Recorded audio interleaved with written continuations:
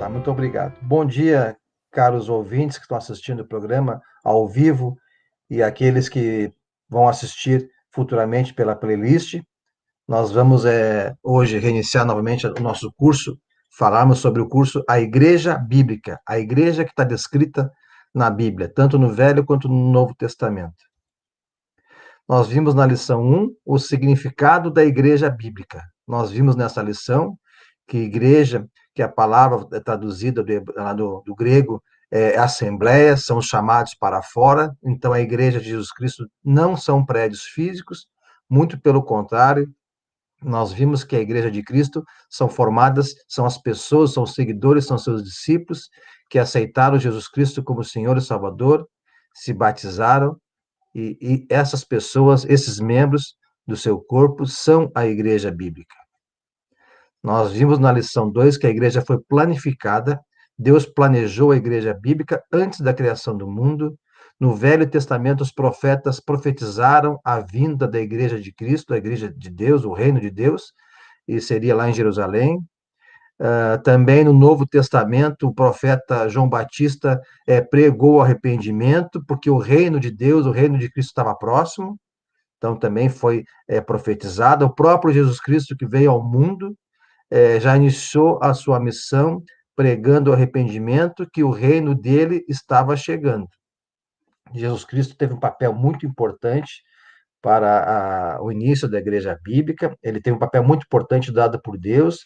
Ele era Deus, se fez Deus, né? Se fez homem, veio aqui na Terra para cumprir o plano de Deus, a missão de Deus, falar tudo aquilo que o Pai queria que ele falasse. Jesus Cristo, ele foi um mártir, ele morreu para os nossos pecados, o projeto de Deus era esse, ele ser o sacrifício para que a humanidade pudesse voltar a se reconciliar com Deus. Nós tínhamos a velha aliança, o Velho Testamento. Jesus veio durante a vigência do Velho Testamento, cumpriu o Velho Testamento. O Velho Testamento teve origem lá com Moisés, com as leis, e teve um sacrifício, um derramamento de sangue de animais, para dar início a esse Velho Testamento, essa velha lei. E no Novo Testamento é a mesma coisa, é uma nova lei, uma nova aliança de Deus para com toda a humanidade. No Velho Testamento, nós vimos que a aliança era somente com o povo de Israel, exclusivamente com o povo de Israel. Mas no plano de Deus, já traçado desde a criação do mundo, que Deus resgataria, reuniria toda a humanidade, toda a sua criação com ele, através de Jesus Cristo. E ele derramou seu sangue, que foi o início, dali o marco do Novo Testamento, da nova aliança para a humanidade. E Cristo disse que ele pregou o seu reino, inclusive falou que o seu reino não era deste mundo, quando foi preso, foi julgado lá, e que era importante a igreja, a sua igreja, que ele comprou com seu próprio sangue, derramando na cruz. Ele profetizou lá para os apóstolos que ele edificaria a sua igreja de sua propriedade. Aqueles que estavam ouvindo essa profecia, ainda muitos veriam o início dessa igreja.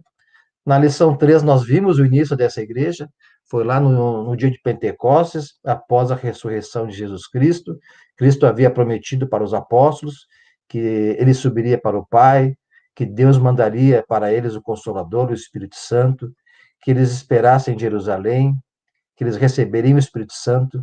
Ao receberem o Espírito Santo de Pentecostes, eles receberam com poder, tanto poder que falaram nas línguas maternas de todas as nações que estavam reunidas. Ali surgiu a primeira pregação da igreja do apóstolo Pedro. Mais de 3.000 pessoas foram batizadas, creram em Jesus Cristo, se arrependeram de seus pecados, foram batizados, tiveram o perdão dos seus pecados ali no batismo, foram perdoados e receberam também o dom do Espírito Santo. Ali surgiu a igreja bíblica. Essa igreja são as pessoas, aquelas 3.000 pessoas eram o início da igreja bíblica, sem nenhuma designação de homens. Na quarta lição, nós vimos como é que nós devemos identificar a igreja hoje em dia sendo uma igreja bíblica, né? Através do conhecimento dessa doutrina, da doutrina contida no Novo Testamento. Se a igreja está seguindo fielmente tudo aquilo que os apóstolos ensinaram e que foram escritos no Novo Testamento. Assim como a velha aliança teve as leis de Moisés, todas lá escritas para o povo seguir, na nova aliança, onde Cristo edificou a sua igreja, ele disse aos apóstolos, né? Olha, o Espírito Santo vai fazer vocês se lembrarem tudo do que eu ensinei e dizer muito mais coisas que o Pai quer que diga. E isso aconteceu, e todos aqueles autores do Novo Testamento, o Mateus, Marcos, Lucas, João, depois nós temos o apóstolo Paulo, o apóstolo, as cartas de João, de Pedro, os irmãos de Cristo de sangue, Judas e Tiago, são 8 ou 9 autores do Novo Testamento que foram inspirados por Deus, inspirados através do Espírito Santo, a escrever tudo aquilo que Deus queria que escrevesse. E essas são as doutrinas e doutrinas que nós temos que seguir hoje com a nova aliança, o Novo Testamento. Eu digo 8 ou 9 autores porque a carta de Hebreus não temos o autor conhecido. Não temos o autor com certeza. Uns dizem que é Paulo, aí seriam os 8 autores, outros diriam que é Apolo, até Lucas. Então, como nós não conhecemos, a Bíblia também fala. As coisas são reveladas de acordo com a vontade de Deus para o nosso conhecimento. Se não for revelado, porque não é de interesse de Deus que saibamos, né, quem é o autor da carta de Hebreus, mas sim o significado, o que está escrito nela, que são várias lições, dentre delas, ensinando ao povo hebreu que a velha aliança foi extinta e que Cristo trouxe a nova aliança. Então, hoje nós vamos ver a lição 5. Quais os termos utilizados na Bíblia quando se falava da Igreja de Cristo, né? Quais os termos? Por causa dos muitos erros religiosos que surgiram durante os séculos passados e a grande confusão que existe hoje entre as denominações e doutrinas, é difícil aprender os fatos básicos do Novo Testamento. O problema se assemelha a uma neblina ao nosso redor, que nos torna cegos às verdades bíblicas. Para ilustrar, frequentemente, ouvimos a seguinte pergunta. Nos perguntam muito, né? A que igreja ou a que denominação você pertence? Essa pergunta não era feita e nem precisaria ser feita na época dos apóstolos. Ninguém perguntaria lá para os apóstolos, para os discípulos de Cristo no primeiro século, qual era a igreja deles. Todos sabiam que era a igreja de Cristo. Havia muitas congregações na época dos apóstolos, mas todas seguiam a mesma doutrina. Existia, quando a igreja surgiu em Atos, o livro todo de Atos fala da pregação do evangelho, os apóstolos, principalmente Paulo, caminhando por várias cidades e regiões, pregando o evangelho de Cristo, o reino de Cristo, e em cada localidade surgia uma congregação, mas todos eram da mesma igreja de Cristo. E a Bíblia fala a igreja de Corinto, de Filipos, a igreja de Éfeso, eram congregações, eram um grupo de pessoas, a Assembleia de Deus, né, o grupo de reuniões, onde as pessoas seguiam a Jesus Cristo. Mas todos da mesma igreja de Jesus Cristo, fundada por ele e comprada através do seu sangue. Ninguém perguntaria hoje a qual dos reinos de Jesus vocês pertencem. Naquela época, no primeiro século, era pregado apenas o reino de Jesus, o reino de Deus. Então, se hoje ninguém perguntaria isso, pois todo mundo sabe que Jesus tem apenas um reino. Quando falamos de a igreja e do reino de Jesus, estamos falando da mesma coisa, ou seja, dos discípulos de Jesus Cristo, os quais são integrantes do reino de Cristo, onde ele é o cabeça da sua igreja. Discípulos de Jesus Cristo são todos aqueles que aceitam Jesus Cristo como Senhor e Salvador, se arrependem de seus pecados, se batizam para ter os pecados perdoados, recebem o dom do Espírito Santo. E mais, nos tempos apostólicos, ninguém teria perguntado qual o nome do reino de Cristo, ou qual o nome da igreja que ele estabeleceu. Ninguém perguntou isso, ninguém perguntaria isso, todo mundo tinha ciência. O que era a igreja de Cristo? Quem eram aquele grupo de pessoas que seguiam a Jesus Cristo? Por que não perguntavam? Porque havia só uma igreja em questão. Na maior parte dos casos, a igreja era chamada por nomes simples e diretos. A expressão igreja designava um corpo de pessoas chamadas do mundo, através do Evangelho de Cristo, um povo sobre o qual ele reinava e no qual habitava o Espírito Santo. Vamos ver agora algumas designações bíblicas quando se falava da Igreja de Cristo, quando as pessoas falavam sobre esse grupo de pessoas. Primeira palavra que aparece, né? Não é a primeira, uma das palavras que aparece, são várias, é a palavra reino. Este mesmo corpo de pessoas, de discípulos, de membros do corpo de Cristo, era frequentemente chamado o reino. O autor da carta de Hebreus escreveu no capítulo 12, versículos 28 e 29. Portanto, já que estamos recebendo um reino inabalável, sejamos agradecidos e assim adoremos a Deus de modo aceitável, com reverência e temor, pois o nosso Deus é fogo consumidor. Antes de continuar, sempre quando ouvimos a palavra igreja, jamais devemos ter em nossa mente os prédios físicos. Sempre grupo de pessoas, discípulos de Cristo, o seguindo. Então, falou em igreja, é uma igreja espiritual e não um prédio físico. Os prédios físicos, os locais onde os discípulos de Cristo se reúnem para adorá-lo, para ouvir a sua palavra, pode ser prédios físicos próprios para isso, pode ser em casas residenciais, pode ser em local público, pode ser em praças. Esses são apenas locais de reunião. Às vezes é mencionado como o reino de Deus, outras como o reino de Cristo. Em Marcos capítulo 9, versículo 1, nos diz: Ele lhes disse, Jesus Cristo, garanto-lhes que alguns dos que aqui estão, de modo nenhum, experimentarão a morte antes de verem o reino de Deus vindo com poder. Cristo falou isso para os apóstolos, para aqueles que estavam ouvindo ele. Garanto que os que estão aqui não morrerão antes de ver o reino de Deus vindo com poder. Esse reino é a igreja de Cristo, o corpo de Cristo, que veio lá no dia de Pentecostes, está descrito lá no livro de Atos. Paulo, ao escrever a carta aos Colossenses, capítulo 1, versículos 13 e 14, disse: Pois ele nos resgatou do domínio das trevas e nos transportou para o reino do seu Filho amado, em quem temos a redenção, a saber, o perdão dos pecados. O reino de Jesus Cristo, o reino do seu Filho amado. Também a designação, ela é a igreja de Jesus Cristo, ou simplesmente de Cristo. Mateus capítulo 16, versículos 18. Jesus Cristo respondendo, conversando com os apóstolos, uma resposta direta a Pedro, após Pedro afirmar que Cristo era o Filho de Deus. Pedro tinha certeza disso. E eu lhe digo a você, Pedro, que você é Pedro, e sobre esta pedra edificarei a minha igreja. E sobre essa afirmação que eu sou filho de Deus, eu edificarei a minha igreja, de minha propriedade, e as portas do Hades não poderão vencê-lo. Então, a igreja de Deus, a igreja bíblica, é de propriedade de Jesus Cristo. Ele é o fundador, ele é o proprietário, de mais ninguém.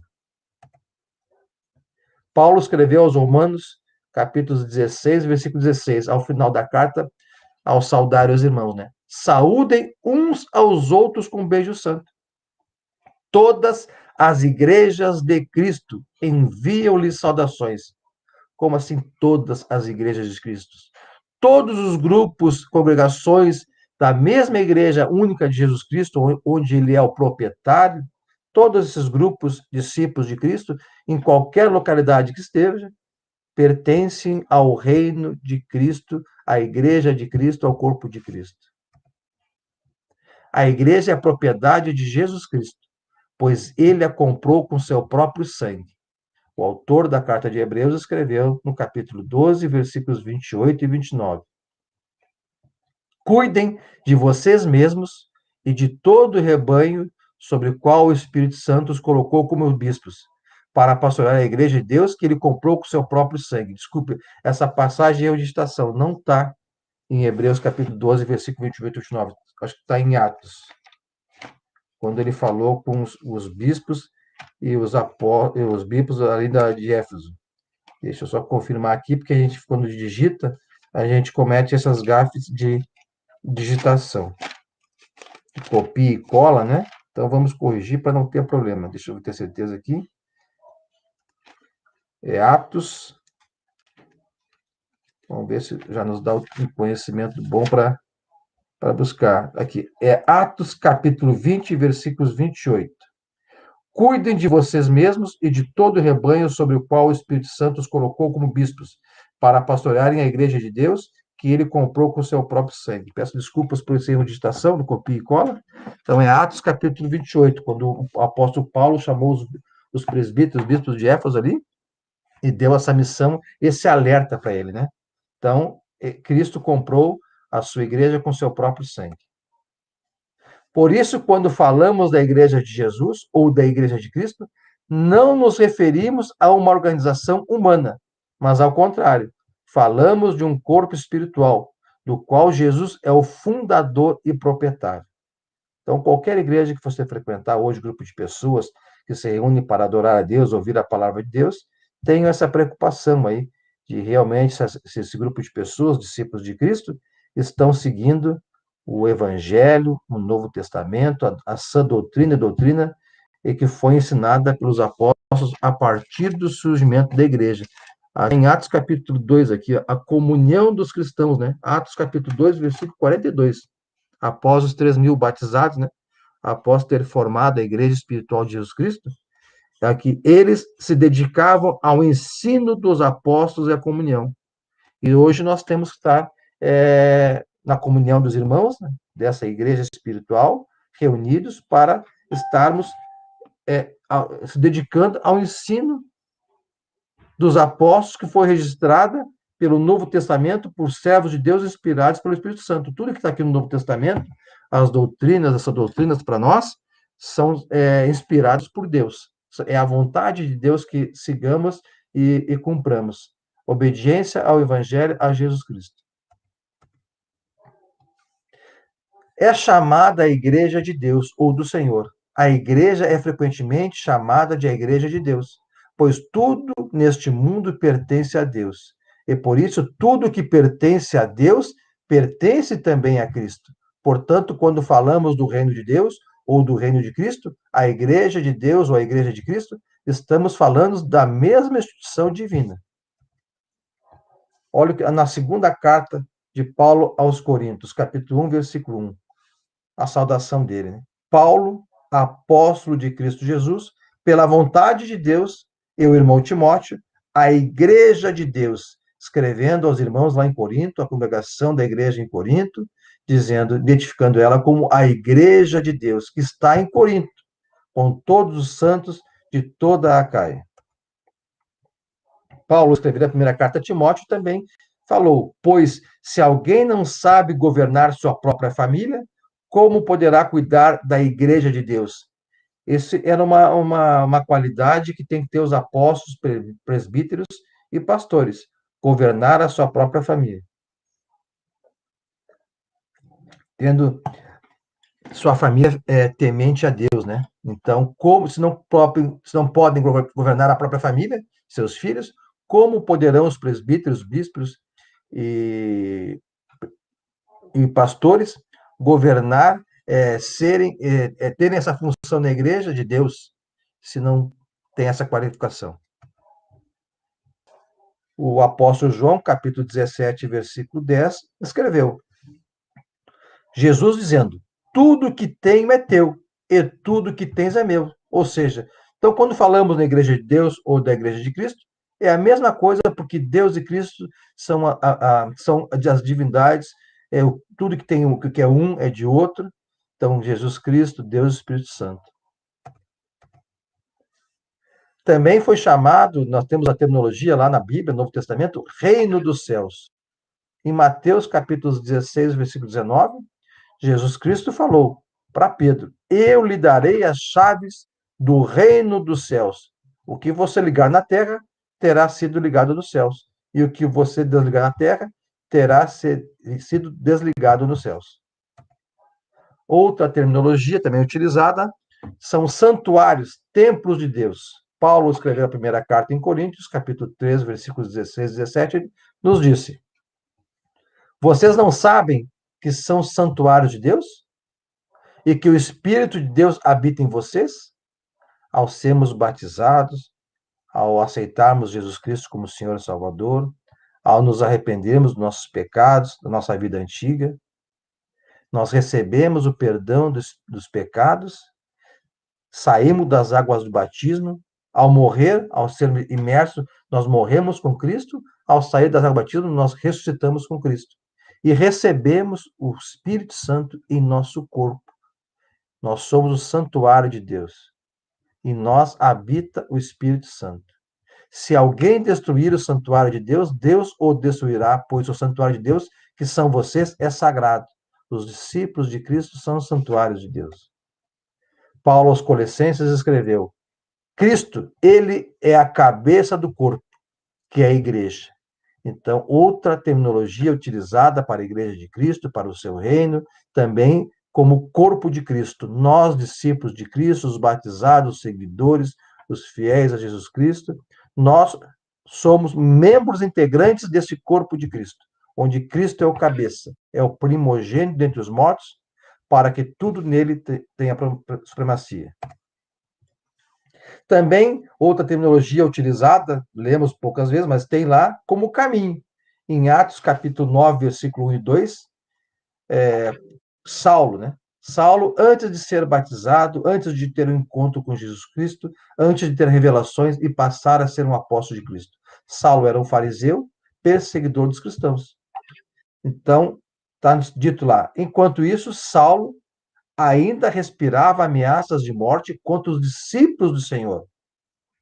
Dirigindo-se ao sumo sacerdote, pediu-lhe cartas para as sinagogas de Damasco, de maneira que, caso encontrasse ali homens e mulheres que pertencessem a quem? Ao caminho, que pertencessem àquele grupo de pessoas, discípulos que seguiam a Jesus Cristo, que é a igreja de Cristo, pudessem levá-los presos a Jerusalém. Também temos a terminologia lá no Novo Testamento como a família de Deus, sendo Deus o nosso Pai celestial. Paulo, na carta aos Efésios, capítulo 3, versículo 15, nos diz: por essa razão, ajoelho-me diante do Pai, do qual recebe o nome toda a família nos céus e na terra. Todos os discípulos de Cristo, todos os integrantes, os membros do corpo de Cristo, do reino de Deus, do reino de Cristo, nós somos uma família de Deus. Nós somos geração eleita, sacerdócio real, nação santa, povo exclusivo de Deus. Na primeira carta de Pedro, capítulo 2, versículo 9, nos fala: vocês, porém, são geração eleita, sacerdócio real, nação santa, povo exclusivo de Deus, para anunciar as grandezas daquele que os chamou das trevas para a sua maravilhosa luz. Essa é a nossa função de todos os discípulos, integrantes, membros do corpo de Cristo, anunciar as grandezas daquele que os chamou das trevas para a sua maravilhosa luz, a fim de que essas pessoas nas trevas saiam do mundo e venham para a igreja, para o corpo, para o reino de Cristo. Pertençam também a essa maravilhosa bênção que é ser da família de Deus. Esses nomes que vimos aqui e tantos outros mais dados na igreja do Novo Testamento, mencionado lá, não foram nomes de designações dadas por homens, mas sim expressões descritivas usadas para designar o povo eleito de Deus, em contraste com o povo do mundo. E mais, através dessas expressões, Deus ilustrou para as nossas mentes mundanas a natureza daquela instituição divina que Jesus estabeleceu aqui na Terra.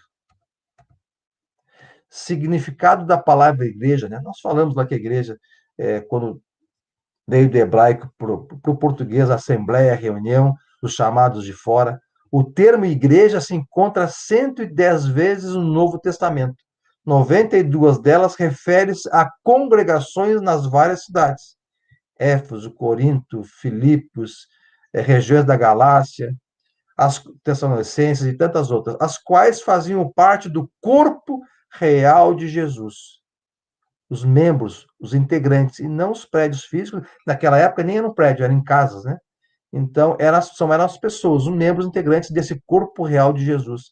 e não denominações distintas, como temos hoje várias denominações dadas por homens que dizem que são fundadores da igreja tal, fulano de tal. A igreja de Jesus Cristo, ele é o único fundador, comprou com seu próprio sangue. Outras 18 vezes a palavra igreja se referem ao corpo inteiro de Cristo, a sua única igreja. Dois exemplos desses fatos estão lá em Mateus 16, 18 e Colossenses 1, 18. E sobre esta pedra edificarei a minha igreja. Jesus falando que a igreja era dele, a minha. Paulo falou, ele, Jesus Cristo, é o cabeça do corpo que é a igreja. O corpo é a igreja e Cristo é o cabeça da igreja. Quando pensamos na igreja nesse sentido, vemos que não há lugar algum no esquema bíblico para denominações. Jesus estabeleceu uma e apenas uma instituição. Ela é representada como uma igreja, um reino, uma família, um corpo, e várias designações dadas ali para expressar esse grupo de pessoas que seguiam a Jesus Cristo, onde ele era o cabeça, o líder, o proprietário da igreja. Paulo falou aos irmãos em Éfeso, né?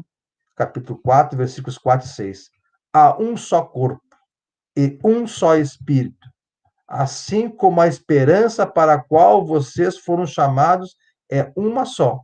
Há um só Senhor, uma só fé, um só batismo, um só batismo. Aqui cabe uma aula importante, né? Vários batismos existem no mundo hoje. Cristo e batismo bíblico é um só. Um só Deus e Pai de todos, que é sobre todos, por meio de todos e em todos. E o batismo bíblico está lá em Atos, é imersão. Imersão, o Paulo explica bem nas cartas dele, quando nós imergimos totalmente nas águas, nós morremos com Cristo, participamos da morte de Cristo, quando nós saímos das águas, nós ressurgimos com Cristo, uma nova pessoa, um ser revestido de Jesus Cristo, que tiveram seus pecados perdoados, nos tornamos puros e santos através de Jesus Cristo.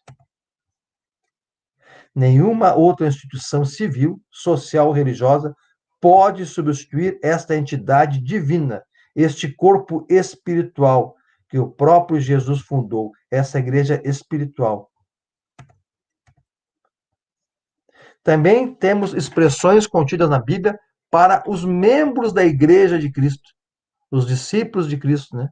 Na igreja, como em um corpo, somos chamados de membros, cada qual essencial à sua função. Paulo falou aos irmãos em Éfeso, assim como cada um de nós tem um corpo com muitos membros, e esses membros não exercem todos a mesma função, assim também em Cristo nós, que somos muitos, formamos um corpo, e cada membro está ligado a todos os outros. Eu sou um membro da Igreja de Cristo, Valdizão é um membro da Igreja de Cristo, vocês que estão assistindo, se forem pertencentes à Igreja de Cristo, também são um membro, nós temos funções diferentes, mas dentro para Deus nós temos igualdade de julgamento por Ele, ninguém é mais que ninguém, tem ensinamentos na Bíblia que se alguém quer ser o primeiro, tem que ser o último. Jesus deu esse exemplo de humildade ao lavar o pé dos apóstolos, é uma lição também de humildade, que temos que ser para com todos os irmãos. Na igreja, como em um reino, também é chamada igreja como o reino de Deus ou de Cristo, somos cidadãos. A palavra cidadão ou cidadania significa igualdade de direitos e privilégios do reino de Jesus. Paulo falou aos irmãos em Filipenses, capítulo 1, versículos 27 e 28. Ele disse, não importa o que aconteça, exerçam a sua cidadania de maneira digna do evangelho de Cristo, cidadãos do reino de Cristo. Nós somos cidadãos do reino de Cristo. Para que assim, quer eu vá, eu os veja, quer apenas ouça a seu respeito em minha ausência, né, de Paulo, fique eu sabendo, Paulo, que vocês permanecem firmes num só espírito, lutando unânimes pela fé evangélica, o corpo espiritual unido, unificado, sem de forma alguma deixar-se intimidar por aqueles que se opõem a vocês. Nós somos cidadãos do reino de Deus, do reino de Jesus Cristo. Na igreja, como em um corpo de estudantes da palavra de Deus, somos discípulos.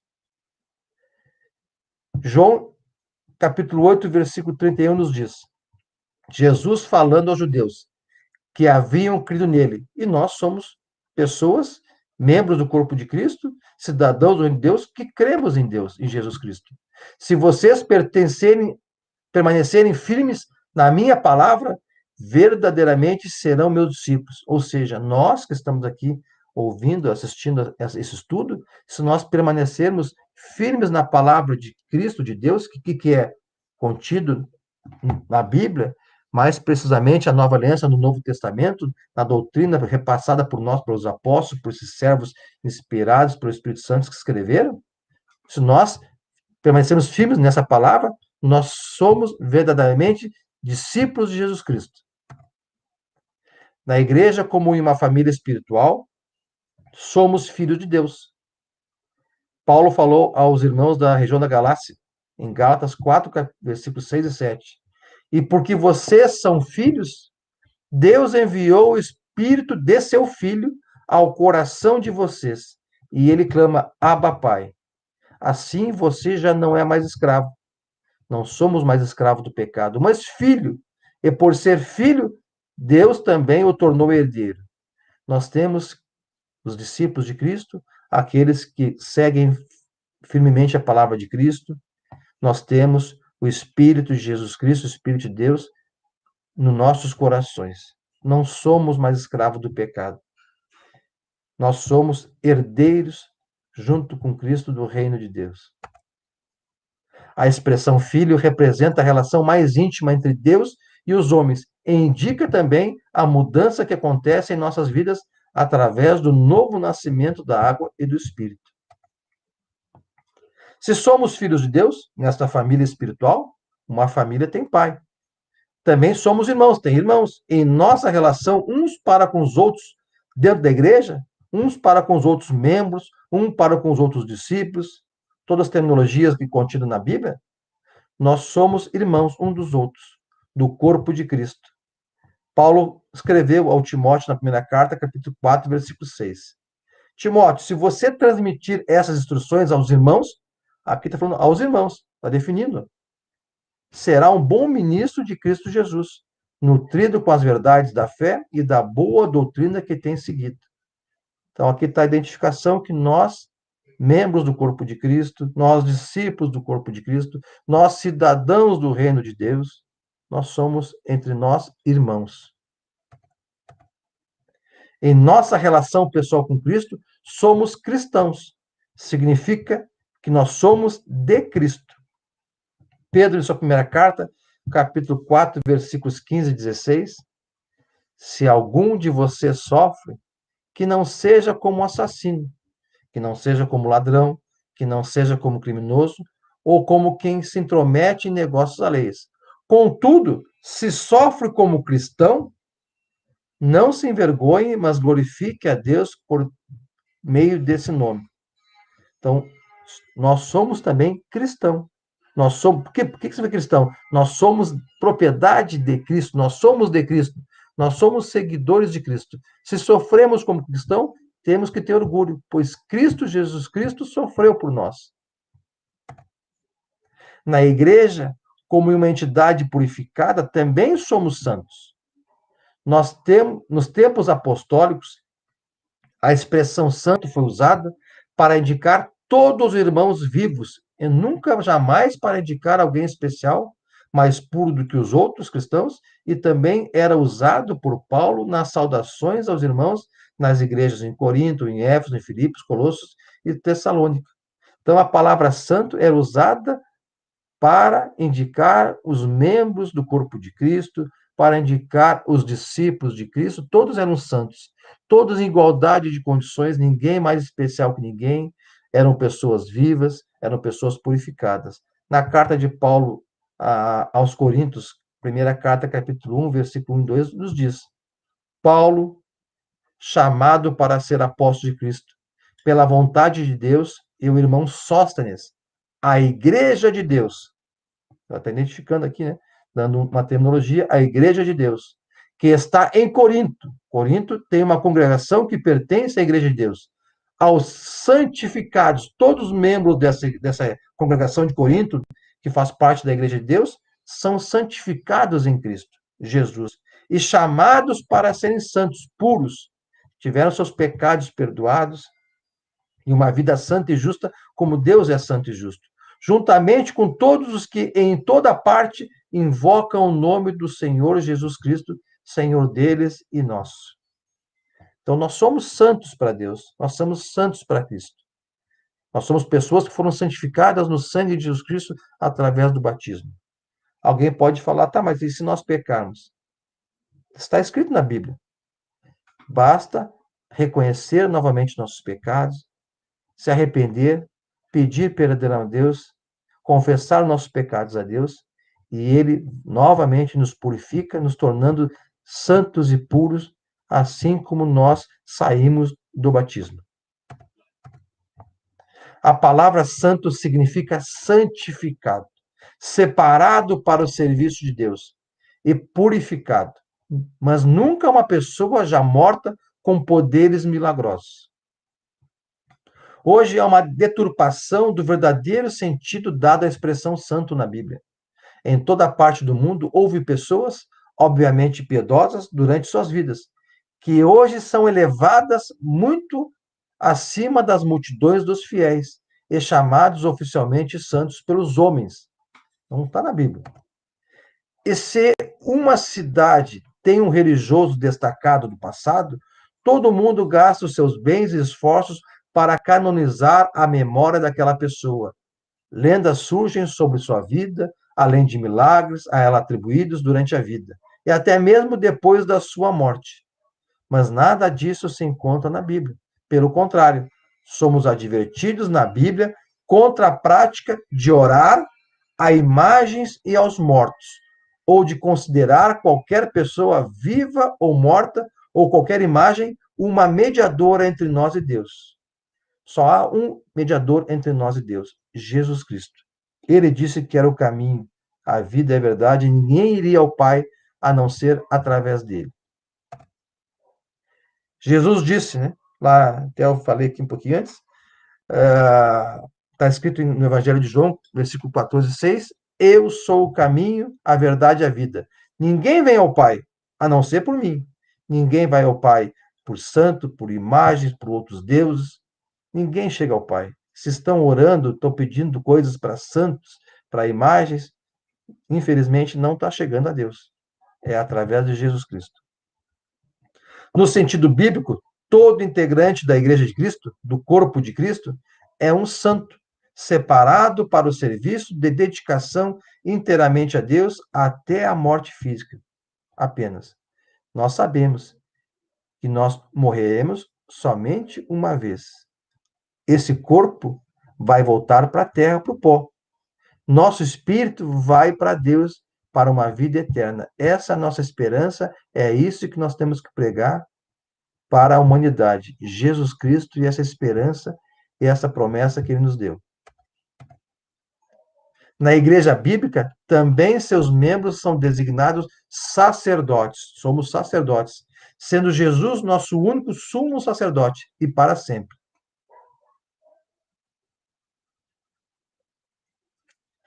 Lá em Apocalipse, que é uma carta de revelações de Jesus Cristo, através do seu anjo, a João Batista, revelações às 7 igrejas que ele deveria escrever, de fatos que aconteceriam, e já aconteceram, grande parte deles, só falta a vinda de Cristo, que era a derrocata do Império Romano, a queda, onde os irmãos estavam sendo perseguidos, mortos, e nessas revelações há várias palavras de Cristo de conforto, mantendo eles firmes, que ficassem fiéis até a morte. Muitos morreriam e morreram fisicamente, mas todos receberiam a coroa da vida e receberam.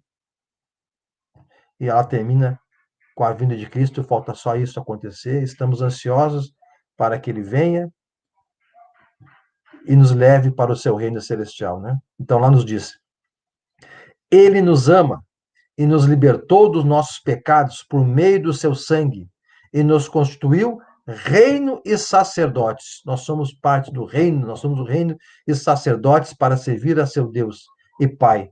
A ele, Deus e Pai, sejam glória e poder para todos sempre. Amém. Conclusão, amados ouvintes, sobre essa lição de hoje. A igreja e os seus membros são designados conforme o plano bíblico, para prestar homenagem a Deus e a Jesus. Eles não usam nomes de homens, instituições humanas ou sistemas teológicos para a igreja, nem para os seus membros. Até mesmo a palavra crente não cultua especificamente a Deus e a Jesus, mas sim a palavra cristão assim o faz. Pense bem nisso, pois crente, também quando falo crente, pode ser qualquer pessoa que crê em qualquer coisa, mas cristão não. Cristãos são aqueles que são de Cristo, discípulos de Cristo. Pense bem nisso e está você seguindo nomes e organizações meramente humanas ou está seguindo a Cristo dentro da sua única igreja descrita na Bíblia, no Novo Testamento?